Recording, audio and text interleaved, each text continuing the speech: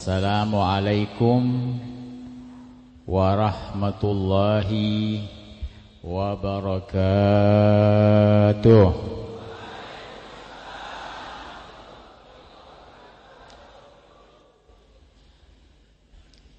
Alhamdulillah.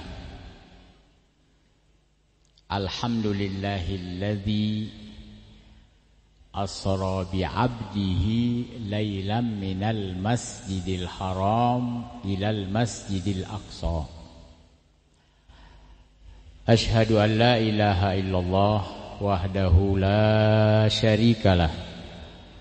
Wa ashhadu anna sayyidana wa nabiyyana Muhammadan abduhu wa rasuluh. Allahumma salli wa sallim ala sayyidina Muhammad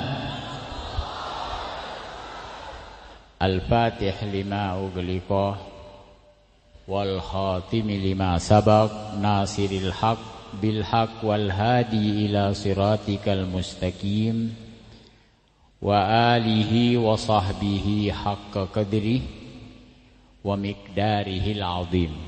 Amma ba'd. Hadirin hadirat yang dimuliakan Allah, wabil khusus para guru, para asatidz, para ajengan, tokoh masyarakat, alim ulama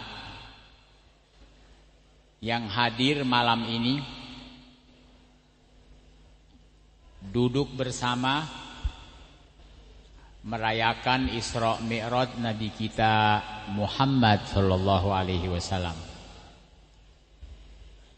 Yang saya tidak sebut satu-satu tapi tidak mengurangi hormat dan cinta saya pada semuanya. Insyaallah yang hadir masuk surga. Ini omongan berat, betul? Kok saya berani mengatakan insya Allah yang hadir masuk surga? Itu diambil dalil Al-Quran. Tentang Isra Mi'raj itu disindir dalam satu ayat. Karena Isra Mi'raj ini disebut sebagai fitnah. Fitnah itu ujian. Ada yang percaya, ada yang tidak. Betul? Di Quran disebut yang tidak percaya. Wa ma ja'alna ar-ru'yallati araynaka illa fitnatan linnas. Kami Allah tidak menjadikan ru'ya yang kau lihat ini kepada Nabi, yang beliau lihat di dalam perjalanan Isra Mi'raj kecuali fitnah. Jadi Nabi waktu pulang dari Isra Mi'raj, saya langsung pulangnya aja ya. Ini kalau berangkatnya kelamaan jatuhnya nih. Ya. Saya rasa peristiwa Isra Mi'raj apalagi pesantren, sepertinya udah paham semua, betul? Iyalah. Ini kita bicara pulangnya dulu. Kalau masih ada waktu kita dari awal lagi.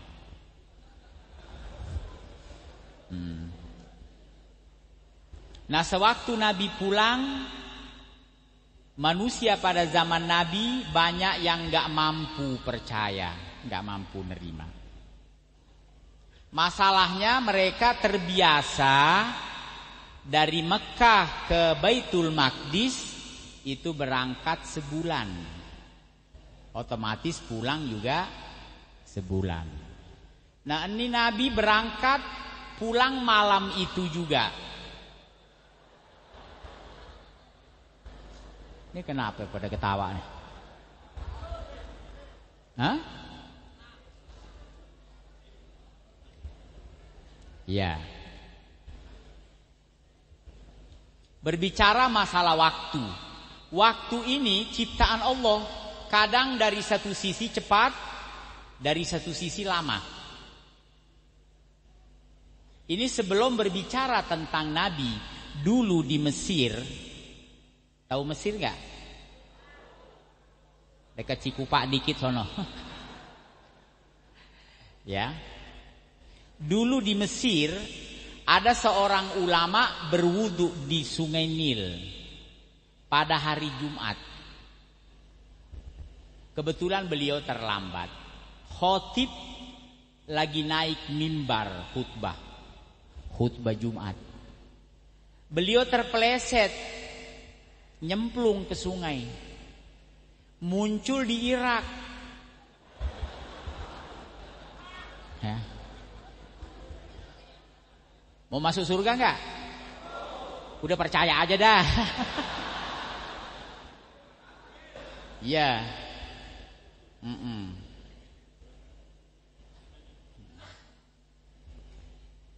Di Irak dilihat orang beda sama di Mesir. Dia nggak kenal orang. Akhirnya kenal satu orang, berbicara, dilihat ini orang berilmu. Akhirnya dipanggil untuk mengajar. Mengajar, orang lihat ini orang nggak punya istri. Kan biasa orang tuh ketahuan habis ngajar pulang deh ketemu bini. Ya. Dan memang istri ini luar biasa ya posisinya. Makanya di Quran tuh disebut litas kunu ilaiha. Jadi istri itu kita tenang. Makanya orang kalau nggak punya istri sehat kagak, sakit kagak. Betul. Tuh kalau orang nggak punya istri kayak angkot nggak ada terminalnya. Muter aja muter. Ya. Memang rada-rada gampang marah tuh orang punya bini tuh. Ya.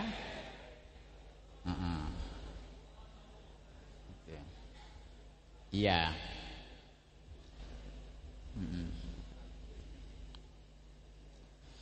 Dilihat ini orang nggak punya istri, akhirnya dikawinkan di sana di Irak.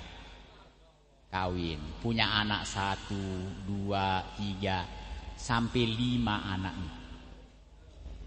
Dia ke Sungai Furat, kepeleset, muncul lagi di Mesir. Itu khotib belum selesai khutbah. Di Mesir khotib belum selesai khutbah, dia sudah menyelesaikan 5 anak. Tuh. Subhanallah, ini anaknya tahu bahwa bapaknya itu dari Mesir. Akhirnya anaknya 5 dari Irak datang.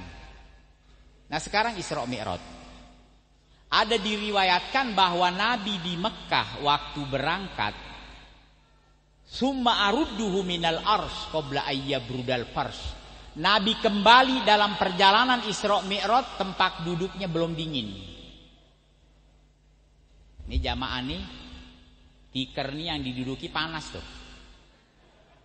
Bener kan? Kita duduk tuh panas. Kita kalau berdiri ya kurang lebih 1 menit dingin tuh tempat. Ini tempat belum dingin, Nabi udah balik. Dari satu sisi cepat, tapi dari satu sisi lama sekali. Sekarang Nabi naik ke langit. Pertama, kedua, sampai ke-7 naik lagi. Sedangkan di Quran disebut yang punya bintang cuman langit pertama aja. Wa zayyana as-sama'ad dunya bimasabi. Kami hiasi langit dunia dengan bintang. Ini diteropong jutaan tahun cahaya, masih ada bintang, berarti masih langit pertama. Belum langit kedua.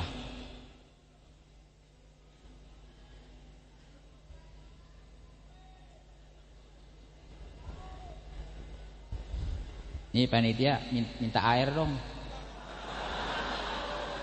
Padahal tadi. Ya. Wajar. Jangankan air, bini aja lupa. Ya, bismillah.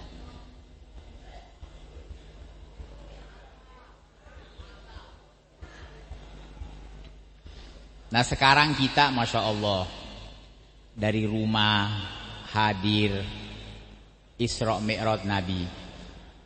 Berarti kita ada rasa cinta pada Nabi kita Muhammad sallallahu alaihi wasallam. Jadi cinta Nabi inilah agama sebenarnya. Jamaah jangan kaget. Agama itu bukan cinta Allah. Kok bisa? Soalnya cinta Allah kita dibarengi Yahudi dan Nasrani. Orang Yahudi itu mengaku paling cinta kepada Allah. Orang Nasrani juga sama. Ayat kita tahu, wa qalatil yahudu wan nasara nahnu abnaullahi wa ahibba'u. Berkata orang Yahudi dan Nasrani, kita ini anak-anaknya Allah, kekasihnya Allah. Coba bayangkan. Makanya beberapa waktu lalu nih, orang Nasrani pada senang.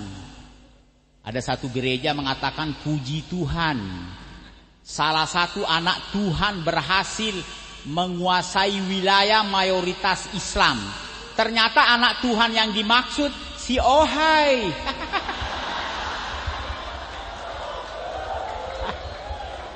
Ini orang Banten tahu Ohai juga kali ya.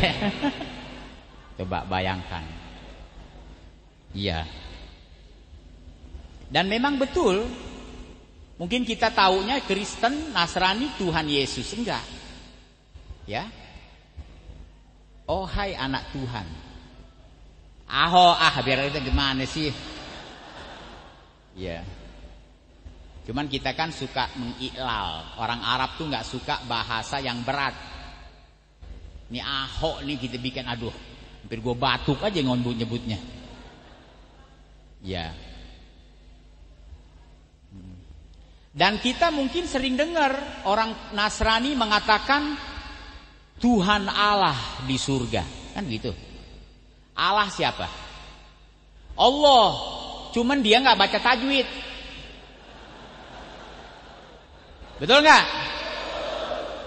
Coba dia duduk sama guru ngaji sebentar aja, pasti bacanya Allah.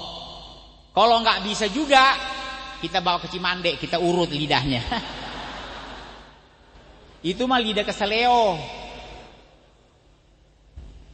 Yahudi juga cinta kepada Allah sampai dia menggambarkan cintanya kepada Allah seperti cinta anak, bukan cinta istri. Memang apa bedanya cinta anak, cinta istri? Anak tidak punya seleksi. Anak kita kecut, kita cium. Bini kecut, kita mundur. Ya bener kan? Coba lihat anak kita. Bangun tidur dicium, pergi kerja dicium, pulang dicium. Emaknya gendong, anaknya dicium, emaknya kagak.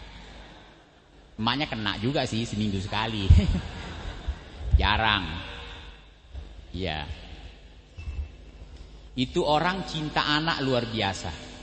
Yahudi mengaku cinta kepada Allah, tapi mereka diponis neraka, dimurkahi Allah karena mereka tidak mencintai Nabi kita Muhammad sallallahu alaihi wasallam. Tuh orang cinta anak tuh luar biasa. Ini jujur ya. Kebanyakan orang tuh tidak senang dikalahin, tidak senang disaingi, betul nggak? Itu sifat orang begitu. Kecuali dikalahin anak seneng. Pertama dikalahin muka, anaknya cakep, bapaknya hancur. Itu bapaknya seneng tuh. Anaknya digendong keliling kampung. Anak siapa pak? Anak saya Masya Allah cakep. Tahu nurun siapa nih? Soalnya dilihat mukanya kurang. Anaknya cakep. Makanya kita nih orang laki yang mukanya kurang, biar anak cakep cari bini yang cantik lumayan. Nah lu pentet hitam. Kalau biar anaknya biar bagus, cari istri yang putih tinggi. Kalau dia mau.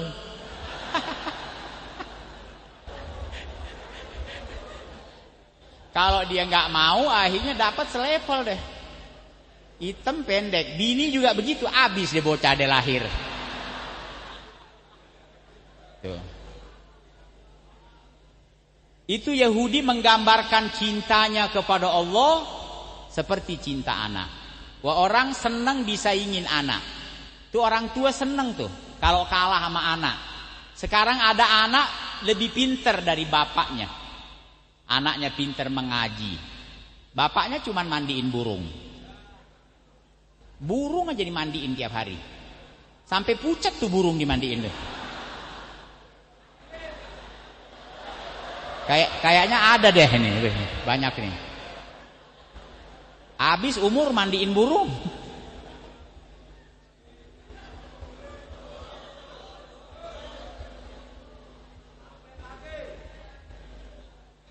Habis cuma dikasih air. Ya, kasih deh yang bikin ngilangin ngantuk apa kira-kira. Ya, udah syukur dikasih minum. Ya. Tadi ngomong apa ya, lupa ini. Ya. Ya. Jadi orang tuh tidak suka disaingi, tidak suka dikalahin, tapi kalau dikalahin anak suka.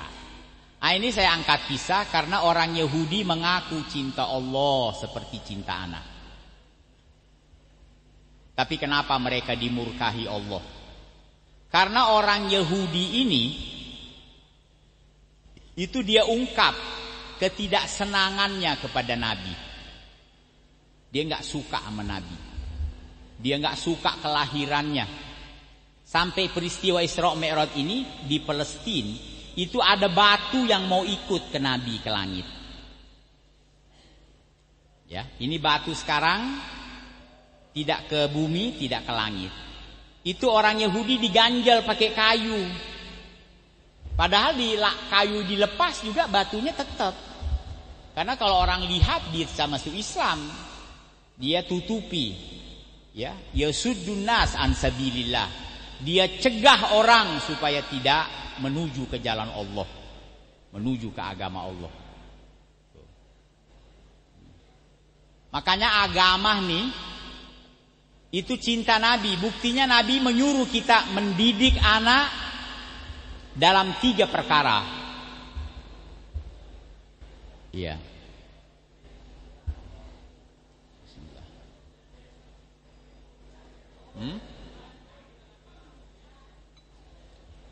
Gak apa-apa, belum juga hujan batu. Saya malah kepingin mandi nih, kegerah nih. Jangan lari. Air juga. Cuman minggir dikit. Ya. Yang penting gak bawa surat rumah, kebasahan, gak apa-apa. Ini apa nih? Riuh nih, hujan. Tenang aja, tenang ya, tenang. Minum deh yang ada air, minum. Jangan-jangan kagak ada air kali ini. Belum. Makanya Nabi mendidik kita 3 perkara. Hubbi nabiikum. Jadi agama itu kita dididik cinta Nabi dulu. Nah ini nih akibatnya nih nggak cinta Nabi nih. Banyak yang milih kafir, betul nggak? Iya. Coba dia cinta Nabi, nggak mungkin lah. Nabi ditawari macam-macam, nggak ada yang beliau terima. Dia mencintai kita, ya. Kita dipantau terus. Kalau kita berdosa, Nabi duluan yang minta ampun buat kita. Banyak dari kita berdosa belum minta ampun, ya. Jadi biar timbul rasa cinta. Ajari anakmu cinta Nabi. Nabi sekarang sudah tidak ada di hadapan kita. Wa hubbi ahli baitihi, mencintai keluarga Nabi. Mencintai keluarga Nabi, pemahaman keluarga ada 2 versi. Keturunan Nabi, dzurriyyah sudah, saya nggak bahas panjang.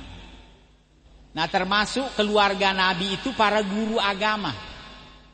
Karena mereka itu menolong Nabi menyebarkan agama, ilmu yang dibawa Nabi kita Muhammad sallallahu alaihi wasallam. Makanya guru ngaji, para ustadz, para kiai, para ajengan itu harus kita cintai. Karena kita ngarep pemerintah memperhatikan guru ngaji belum. Yang diperhatiin komodo sama orang hutan. Ini benar. Kenapa saya katakan demikian? Karena mereka melihat komodo hampir punah. Setahu saya Ustadz juga hampir punah. Ampa lama sama jarang loh Ustadz tuh. Ya, kalau Ustadz soma banyak. Tapi guru agama yang betul mengajar itu jarang. Ya. Ini komodo nih miliaran uang pemerintah. Bagaimana enggak miliaran? Itu komodo binatang buas, purba. Kalau makan pagi aja, 1 ekor sapi dilempar, habis tuh sapi dikeroyok. Ustadznya enggak segitu sarapannya. Nah, ini boleh nih. Tuh, boleh. Masih panas jadi. Yang penting ada dulu. Iya. Belum lagi orang utan. Orang utan tuh kalau makan apel 1 bakul 200 biji sekejap. Plok. Orang utan. Ya. Nah, ini dana keluar 1 ekor orang utan setahun 200 juta 1 ekor. Itu duit tuh. Saya mau nanya, kira-kira kalau ada ustadz kita kasih dana 200 juta setahun, betah nggak di musolah ngaji? Apa kata ustadznya? Alaiha nahya wa alaiha namut. Aneh hidup di sini, aneh mati di sini dah. Tapi sayang uang itu dielep sama orang utan, nggak sampai ke enggak. Ya itu dia. Ini sedikit tentang pemerintah kita. Ya, rupanya dia lebih sayang orang hutan daripada ustadz. Diterusin kan nih?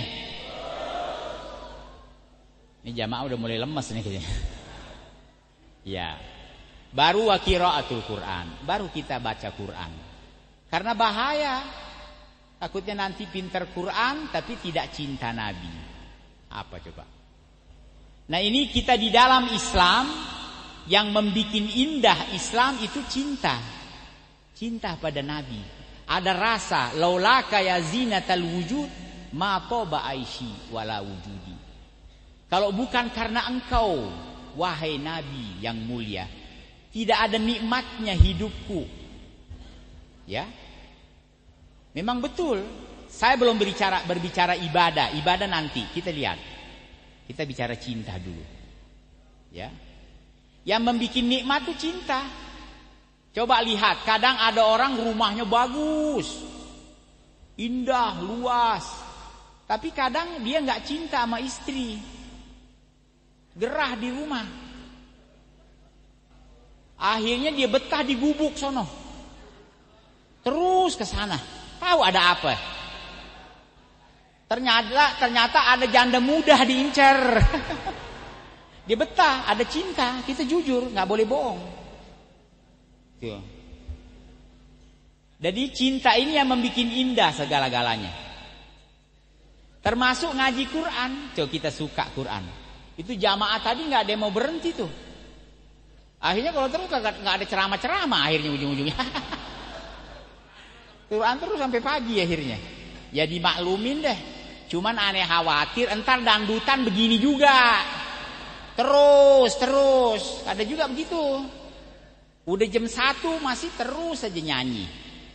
Ada yang begitu nggak? Nggak ada di sini deh. Di Maulid soalnya. Itu. Jadi yang membuat indah itu cinta. Dan yang membuat kita semangat, sekarang bicara ibadah nanti. Ibadah perlu semangat nggak kira-kira? Perlu. Semangat itu dari cinta, makanya cinta ini mengalahkan badan. Apa artinya mengalahkan badan? Kita kalau cinta, sakit ngaku sehat, betul nggak? Kalau kita tidak cinta, sehat ngaku sakit. Coba kita dipanggil orang yang kita cinta. Kita datang walaupun sakit. Kata dia, "Bang, dengar-dengar abang sakit." Siapa yang bilang sakit? Fitnah ya. Nggak mau bilang dia bilang sakit. Coba kita dipanggil orang yang gak suka, bilangin lagi sakit. Idza kanatin nufusu kibaran taibat limuradihal ajsadu. Apabila jiwa kita ini cinta, badan kita kalah. Ya. Salah satu contoh kecintaan sahabat Zaid ibnu Dathinnah pada Nabi. Ini beliau diikat sama orang kafir di pohon kurma. Nggak dikasih air, nggak dikasih makan, dijemur di panas matahari. Mungkin yang pernah ke Mekah tahu tuh panasnya Mekah bagaimana tuh. Luar biasa. Ya. Diikat. Kenapa diikat? Karena dia ikut ajaran Nabi besar Muhammad SAW. Ini pemimpin orang kafir mau tahu ini cintanya sahabat seberapa sama Nabi. Dia katakan, "Ya Zaid, atuhibbu anna Muhammadan al'an makanak." Kamu mau nggak sekarang yang gantikan kamu Nabi Muhammad saya ikat, kamu saya bebasin dari hukuman mati. Begitu nama Nabi kekasihnya disebut, kata beliau, "Wallah, demi Allah, la uhibbu." Saya nggak suka. Kekasihku Nabi Muhammad al-an di rumahnya tusibahu syaukah, ditusuk duri aja. Lalu saya bebas dari hukuman mati. Enggak. Saya lebih baik dihukum mati daripada Nabi ditusuk duri. Jangan sampai dia sakit. Jangankan gantiin saya dihukum mati, dia ditusuk duri saya tidak rela. Sampai orang kafir bilang, belum pernah saya nemu ada orang cinta pada orang seperti cintanya sahabat Nabi pada Nabi kita Muhammad SAW. Itu di perang Uhud, kita lihat orang kafir menyerang Nabi dengan panah, tombak. Itu sahabat dijadikan punggungnya sebagai tamengnya. Punggungnya ditombak, tidak peduli. Yang penting Nabi nggak kena. Ya, jadi makanya saya ulangi lagi, agama itu cinta Nabi. Ya, ibadah mah belakangan, ibadah nyusul. Buktinya Nabi di Mekah, ini urusan Isra Mi'raj sekarang. Isra Mi'raj ini menyangkut sholat 5 waktu, betul tidak? Kan setelah Nabi kembali, beliau menerima perintah sholat 5 waktu. Kapan ini Isra Mi'raj? Itu sudah hampir hijrah. Jadi 13 tahun ke bawah tidak ada sholat 5 waktu. Puasa Ramadan juga belum, karena puasa Ramadan waktu Nabi sudah hijrah ke Madinah 2 tahun. Baru ada perintah puasa Ramadan, sama dengan zakat. Haji apalagi. Perintah haji itu turun tahun 8 hijrah. Nabi melakukan haji tahun 10 hijrah terakhir. Jadi berarti di Mekah tidak ada sholat 5 waktu, tidak ada puasa, tidak ada. Yang ada hanya cinta Nabi aja, keimanan. Ya.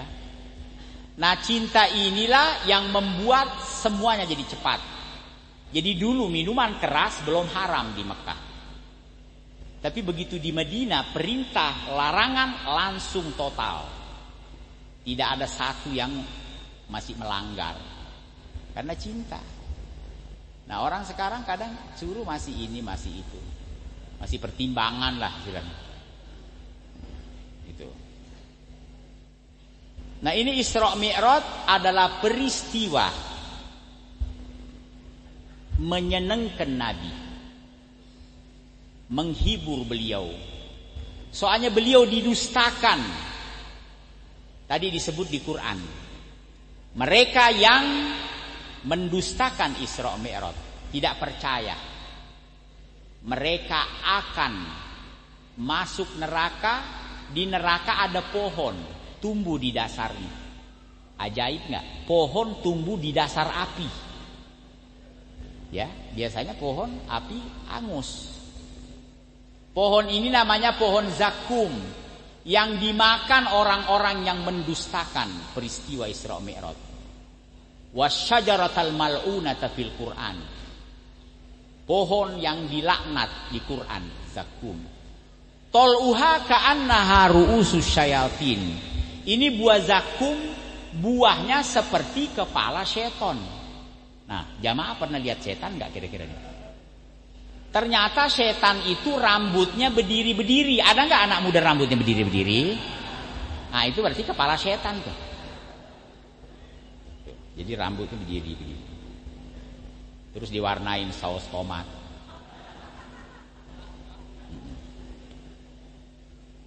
Itu yang dimakan. Nah, sekarang kita lihat yang tidak percaya Isra Mi'raj divonis neraka. Berarti yang percaya insya Allah masuk surga. Jamaah percaya nggak? Ya iyalah. Masa dirayain nggak percaya? Nggak mungkin. Makanya saya katakan tadi, saya ucap insya Allah yang hadir masuk surganya Allah. Kita tidak puas hanya percaya saja. Kita syiarkan biar orang pada lihat, biar dunia melihat bahwa kita percaya peristiwa Isra Mi'raj. Nah, karena memang yang nggak percaya sudah jelas kafirnya, karena Quran menyebut Subhanalladzi asra bi abdi, jelas. Berarti yang nggak percaya kufur. Ini Isra, perjalanan Mekah Baitul Maqdis. Perjalanan ke langit tidak ada penjelasan. Jadi yang tidak percaya Mi'raj ke langit itu fasik hukumnya. Kita tidak hukumi kafir karena tidak disebut di Quran jelas. Isra jelas. Asra bi abdi lailan minal masjidil haram ilal masjidil aqsa. Ini Al-Quran, tidak percaya Quran hukumnya kafir. Ya. Nah, ini perjalanan menghibur, menyenangkan Nabi. Soalnya Nabi susah di saat beliau didustakan. Belum lagi tahun itu tahun meninggal istrinya Siti Khadijah yang menghibur beliau. Jadi Nabi itu kalau dari luar susah, pulang ketemu istri hilang tuh susah. Beda sama kita, di luar susah pulang ditambahin lagi, ya benar-benar. Ada juga sih bini begitu. Ya. Tuh. Beliau dihibur. Sekarang istrinya meninggal, Nabi susah. Nah, itulah sebabnya waktu beliau tahun itu beliau pergi ke Thaif berdakwah. Di Thaif Nabi disambut dengan lemparan batu. Ya, akhirnya beliau menyelamatkan diri di satu perkebunan anggur. Kebetulan pemiliknya orang kafir yang di Mekah, Utbah dan Syaibah, putra daripada Rabi'ah. Coba kita bayangin, Nabi di luar dilemparin batu, lari, menyelamatkan diri, masuk ke tempat musuh juga. Nah, di situ Nabi mau ngangkat tangannya berdoa, Allahumma ilaika ashku dha'fa quwati wa qillata hilati wa hawani 'alan nas anta rabbi anta rabbul mustadha'afin ila man takiluni ila aduwin yatajahhamuni am ila qaribin mallaktahu amri a'udzu bi nuri wajhika alladhi asyraqatiz dhulumat wa asyraqatis samawati wal ard an tunzil alayya adzabak au tuhilla alayya sakhatak walakin illam takun alayya ghadab fala ubani lakal utbah hatta tarda wala haula wala quwata illa billah. Ini Nabi berdoa, di luar disambut lemparan batu, masuk mau nyelamatin diri, yang punya musuh. Subhanallah, habis Nabi berdoa tadi, ya Allah saya mengadukan kelemahanku pada dirimu. Saya sudah berusaha, tapi hasilnya masih seperti ini.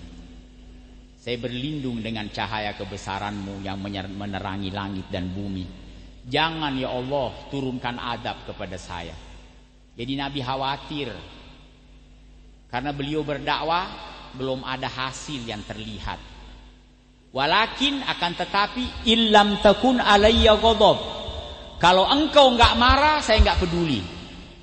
Kira-kira pernah enggak di hati kita nih? Saya enggak apa-apa dihina orang, yang penting Allah tidak marah sama saya. Ini mungkin jarang nih di pikiran kita nih.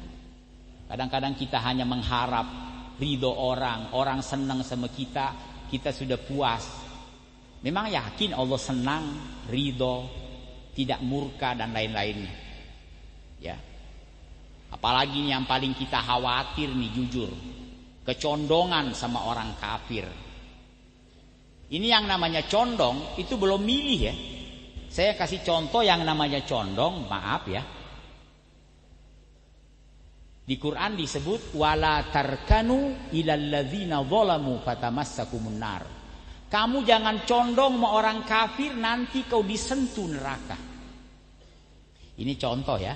Condong itu kita jalan kita jalan sama istri. Ada perempuan cantik lewat. Kepala kita nengok. Kira-kira pulang dibikinin kopi enggak? Apa disiram kopi sama bini ya? Tuh. Apalagi kita puji, mah, kayaknya cakepan dia mah dari mama. Habis deh, habis. Itu kalau ada linggis, dilinggis loh sama bini loh.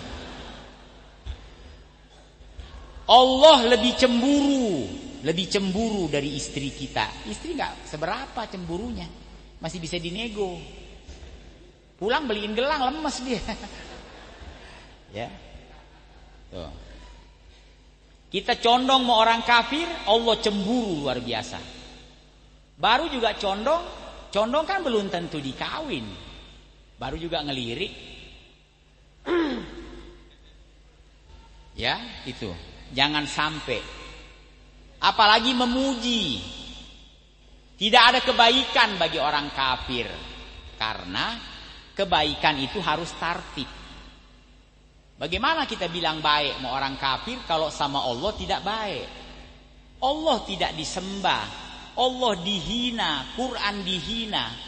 Kalau dia baik sama orang itu kebaikan tidak tartib. Hadirin tahu kalau urusan tidak tartib, tidak sah itu kebaikan. Betul nggak? Nggak sah.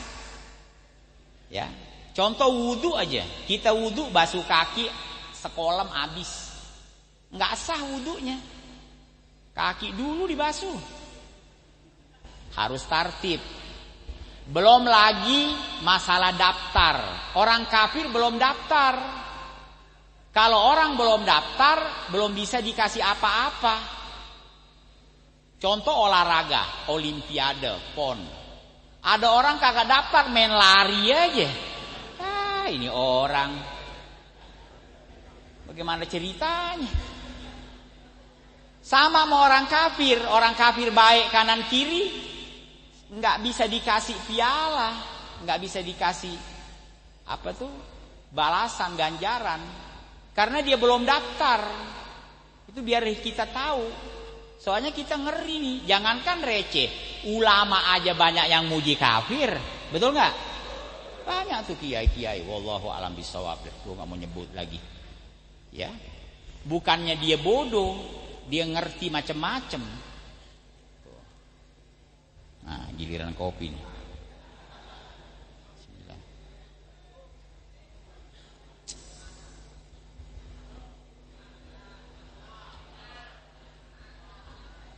Ampasnya belum turun. Nyangkut di tenggorokan. Ntar gua rapiin sama air deh.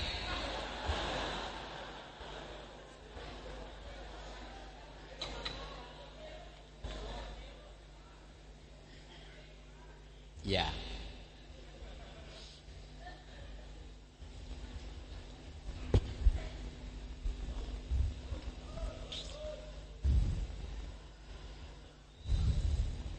Sampai di mana tadi?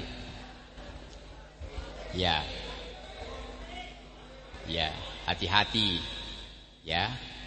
Karena akhir zaman ini katanya itu ada hadis menyebut satakunu fitanun ka qita'il lailil mudlim, nanti akan datang fitnah. Fitnah ini gambarannya seperti suasana gelap, orang seperti tidak lihat apa-apa. Yusbihur rajulu mu'minan wa yumsi kafira. Orang pagi masih Islam, sore sudah kafir. Yabi'u dinahu bi'aradin minad dunya. dia jual agamanya, hanya dapat sedikit dari dunia. Jadi sedikit dapatnya, agama dilepas. Ya. Makanya tidak ada nikmat yang Allah sendiri meminta dijaga. Nikmat banyak. Nikmat harta, nikmat sehat, segala macam. Itu enggak ada ayat ngajari atau menyuruh kita untuk menjaga kecuali nikmat Islam. Wala tamutunna illa wa antum muslimun. Apa artinya? Jangan mati kecuali membawa Islam. Gimana pemahamannya nih? Bukankah mati yang megang Allah? Kata Allah jangan mati kecuali Islam. Artinya jangan bergeser dari Islam walaupun semenit, sedetik. Karena kematian tidak bisa diprediksi. Ya, jangan beranjak dari Islam. Apakah dengan setuju, mendukung, membela, mencintai. Nah, ini juga alasan kenapa sebagian besar umat Islam tidak merasakan lezatnya ibadah. Enggak nikmat ini ibadah. Kadang ibadah itu kepingin cepat selesai. Kadang kumpul baca Yasin. Kalau udah wa ilaihi turja'un, girang udah selesai. Beda sama dangdut, terus. Oh, masih nikmatan menyanyi rupanya. Daripada mengaji. Tidak ada rasa. Sholat juga begitu. Kepingin bagaimana cepat salam. Tidak ada rasa nikmat. Ya, bagaimana seperti pendahulu kita. Sholatnya. Al-Imam Thabit Al-Bunani mengatakan, ma ghammani mundu arba'ina sana illa tulu al-fajr. Tidak ada yang membuat saya susah selama 40 tahun kecuali terbitnya fajar. Karena fajar terbit, tahajud selesai. Masih kepingin sholat, habis waktu. Ya. Apa ini udah kita rasakan? Tuh. Ini disebabkan, kata Nabi, dzaqatul iman. Ada beberapa, saya sebut satu aja. Orang merasakan lezatnya iman, ya, kapan? Idza karihal kufra. Kalau dia sudah benci kekafiran. Kama yakra ayyutraha finnar. Seperti dia enggak suka dimasukin ke api. Ini yang namanya api. Kita sedetik aja kagak mau, enggak kuat. Coba ada lilin aja, enggak usah api besar. Lilin masukin jari ke lilin. Sedetik, kita enggak mau. Enggak suka soalnya. Kalau kita sudah benci kekafiran seperti itu, baru kita rasakan lezatnya ibadah. Sholat nikmat, puasa nikmat, mengaji nikmat. Ya ini artinya kembali ke kita. Kita enggak usah menuding siapa-siapa. Ya. Nah ini, akhir zaman. Ya. Dan Islam juga kembali semula sebagaimana beliau mengatakan al-Islam bada'a gharib wa sayaudu kama bada'ah. Islam awalnya asing, sedikit di Mekah. Itu Nabi berdakwah 3 tahun baru 11 orang yang Islam. 3 tahun 11 orang. 6 tahun 40. Nah, nanti setelah Fathu Mekah, waktu Nabi udah kembali dari Madinah tahun 8 Hijrah, itu Islam sudah menyebar. Ayat turun, idza jaa nasrullahi wal fath. Apabila datang pertolongan Allah dan Fathu Mekah, Mekah sudah menjadi negeri Islam. Wara'aitan nas, kau lihat manusia yadkhuluna fi dinillah. Kemarin masuk Islam lama, 1 orang lama baru ada Islam. Sekarang Islam datang, qabilah masuk Islam. Mereka datang ke Nabi 10.000 orang, 1 qabilah, 1 suku datang. 15.000 datang ke Nabi masuk Islam. Ya. Fasabbih bihamdi rabbik. Nabi diperintah untuk bertasbih, menunggu ajalnya. Makanya waktu ayat ini turun, sahabat gembira.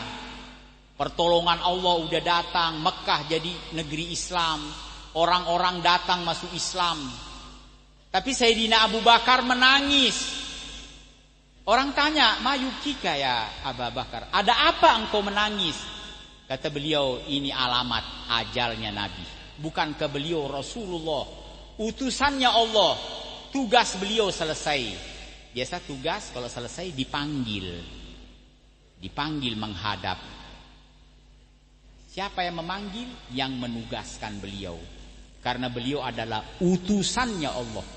Dan memang betul, itu dah alamat ajal beliau. Namun beliau meninggalkan dunia ini, hampir seluruh Jaziratul Arab sudah Islam.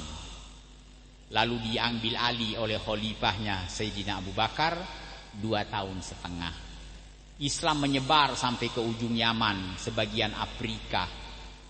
Sayyidina Umar khalifah kedua 10 tahun 5 bulan. Hampir seluruh Afrika. Afrika itu Mesir, Aljazair, Libya, Tunisia, Maroko, Sudan, semuanya sudah Islam. Ya, dibawa kepemimpinan salah satu murid Nabi kita, pengikut Nabi kita Muhammad SAW, berjuang terus. Lalu beliau pun wafat, diambil alih oleh Khalifah Utsman bin Affan 11 tahun.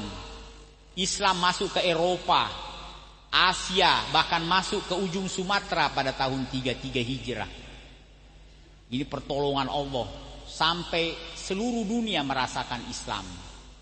Tapi apa hendak dikata, Islam kembali lagi redup, kembali sedikit, karena pengikutnya, penganutnya sudah banyak condong kepada kekafiran. Ini asal muasal runtuhnya Spanyol, Cordoba. Anak-anak muda Islam udah ikut orang kafir. Apa yang orang kafir lakukan malam minggu, pada pergi nyanyi-nyanyi, pada pergi ini, ya udah. Itulah yang harus kita perhatikan. Insya Allah berkah Isra Mi'raj, kita kembali ke jalan Allah Subhanahu wa ta'ala. Kita hidupkan agama, ajaran Nabi kita hidupkan, kita semangatkan. Khususnya pondok pesantren ini adalah sumber pengajaran Islam. Insya Allah di sini salah satu sumber untuk menghidupkan Islam kembali. Kita doakan guru-guru semuanya panjang umur, sehat walafiat, dan kita berharap keberkahan dari Nabi SAW. Maaf mungkin saya tidak baca doa lagi. Masya Allah banyak kiai ajengan yang akan melanjutkan. Wassalamualaikum warahmatullahi wabarakatuh. Waalaikumsalam.